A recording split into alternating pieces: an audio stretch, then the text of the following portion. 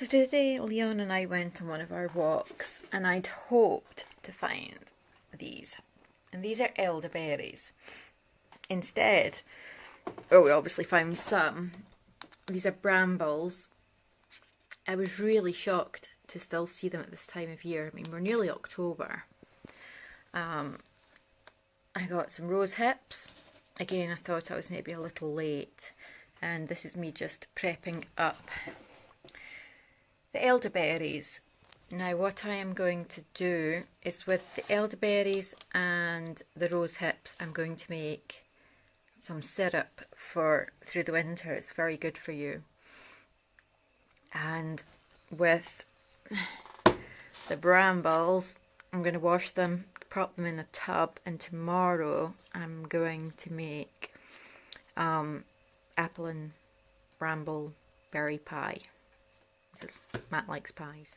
Now the first thing I've got to do with these rose hips, since I've already chopped and tailed them, is to put them in the processor and chop them all up nice and fine. Now rose hips and rose hip syrup is really good for you. It's got vitamins A, C, I think it's E, and it's also got an anti-inflammatory in it, so they do say it can be good for things like that. I make it purely for the vitamin C, anything to kind of boost the immune system through the winter, and that's what rose hips are good for. So here are my rose hips all chopped up, and I've added them to about 1.25 litres of water. Now I'm going to bring them to the boil, and then I'm going to simmer them for maybe 15-20 minutes, maybe half an hour, and then I'm going to strain them. But I'm going to strain them twice to try and to get out any little tiny fuzzy bits. So this is the elderberries, and I've added some chopped up ginger. Now elderberries are filled with vitamins and antioxidants, and this syrup is good through the winter, and it helps your body combat cold and flu symptoms. So a bit like the rosehip syrup, but obviously it is slightly different and it has its own benefits. So here I'm pouring the rosehip through some muslin, but also I've lined it with some kitchen towel, just to give it a little bit extra, and then I'll do it again with another piece of muslin and kitchen towel.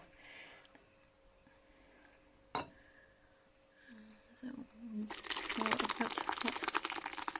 little bit more in. Oh, crazy. It's going everywhere.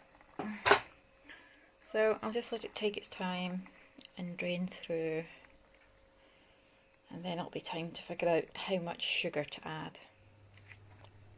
Here we have the double strained rosehip juice. Now I add about 65 grams of sugar per 100 mils of liquid, and I had 900 mils of liquid, so I think it was 585 I weighed out. Oh gosh, come on. Okay. So we warm it up gently till the sugar melts, and then you bring it to the boil. Boil it for about 3 minutes or so, and any scum that comes, just spoon off any scum that might be on the surface, and then we can let it cool for a minute or two and bottle it. I think rosehip syrup really does need to be kept in the fridge, and it should keep for 4 to 6 months. Okay, so here I am just skimming off some of the kind of scummy bit that forms.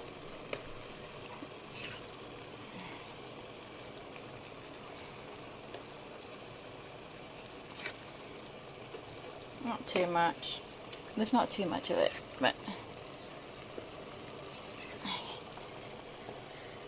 And there's only about a minute left, and then I will leave it to cool and a little bit, and then I'll bottle it.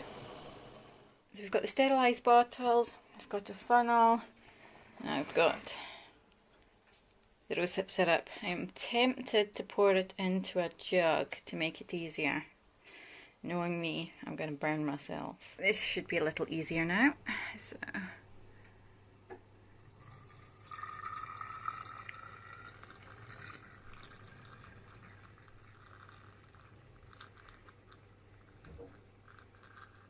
Ooh.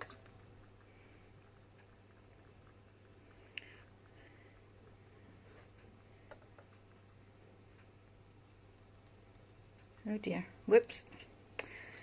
Making a mess. Never mind.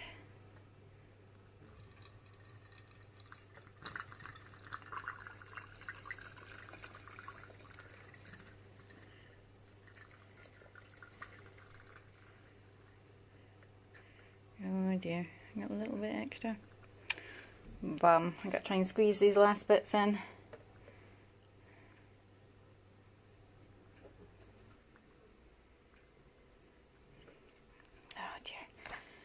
If I wait a minute, I might get it all in that one. Then I get a damp cloth and tidy up the bottles, the mess that I've made. Such a mess. Oh dear. Well, I'll figure something to do with that. Okay, so I've got 2 big bottles of rosehip syrup. Here's the elderberries draining. Just got to give them a bit of a squish and I'll get them back on the hob. Here we have the elderberry juice, the strained elderberry juice. Now, this time it's equal amounts of sugar to syrup. I had 790 mils of syrup, so I'm adding 790 grams of white sugar.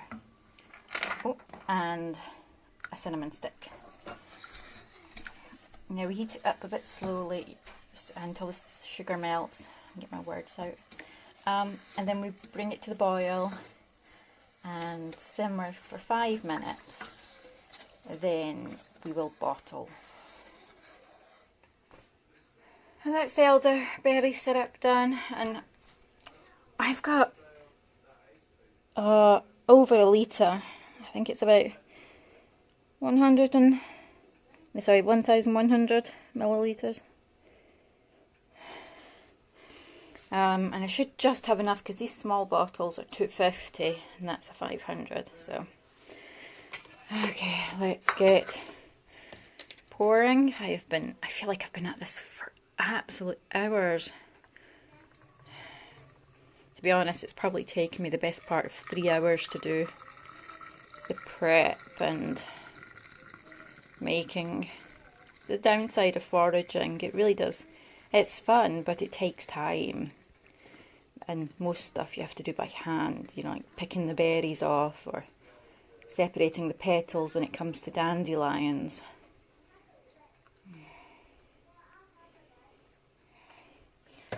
But it's worth it in the end when you've got bottles of, oh gosh, that's not going to fit.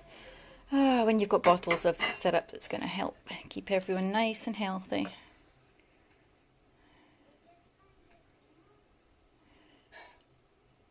Pouring is not my strong point.